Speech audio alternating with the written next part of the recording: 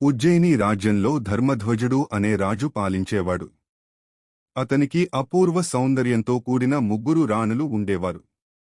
ఆ ముగ్గురిని రాజు ఎంతో ప్రేమగా చూసుకునేవాడు. అయితే ఆ రాణులందరికీ అసాధారణమైన సున్నితత్వం ఉండేది. ఒకరోజు రాజు మొదటి రాణితో సరదాగా మాట్లాడుతూ ఆమె జుట్టును సవరించాడు. అప్పుడు ఆమె చెవికి పెట్టుకున్న తామర పువ్వు జారి ఆమె తొడపై పడింది. పువ్వు తాకిన చోట గాయం అయి రాణి పెద్దగా అరచింది. రాజు ఆశ్చర్యపోయి వెంటనే వైద్యులను పిలిపించాడు. మరోసారి పౌర్ణమి రాత్రి రెండవ రాణితో రాజమహల్ పైకప్పుపై కూర్చొని ఉండగా చంద్రకాంతి ఆమె శరీరంపై పడింది.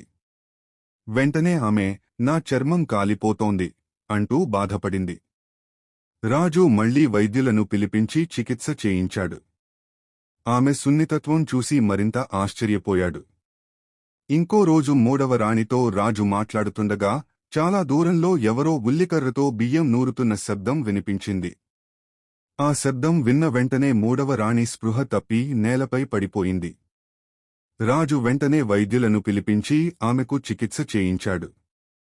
ఆ రోజు నుండి రాజు తన ముగ్గురు రాణులను ఎంతో జాగ్రత్తగా చూసుకోవడం ప్రారంభించాడు. ఇక్కడ వరకు కథ చెప్పిన బేతాళుడు విక్రమార్కుడిని అడిగాడు, రాజా, ఈ ముగ్గురు రాణులలో అత్యంత సున్నితమైనది ఎవరు? విక్రమార్కుడు కాసేపు ఆలోచించి ఇలా చెప్పాడు, మూడవ రాణే అత్యంత సున్నితమైనది. ఎందుకంటే మొదటి రాణిని పువ్వు తాకింది, రెండవ రాణిని చంద్రకాంతి తాకింది. కాని మూడవ రాణి మాత్రం ఎంతో దూరంలో వినిపించిన శబ్దం విన్నంత మాత్రాన స్పృహ తప్పిపోయింది. విక్రమార్కుడు సమాధానం చెప్పగానే బేతాళుడు మళ్లీ చెట్టుపైకి ఎగిరిపోయాడు. 99% మంది సబ్స్క్రైబ్ చేయకుండా వెళ్ళిపోతున్నారు.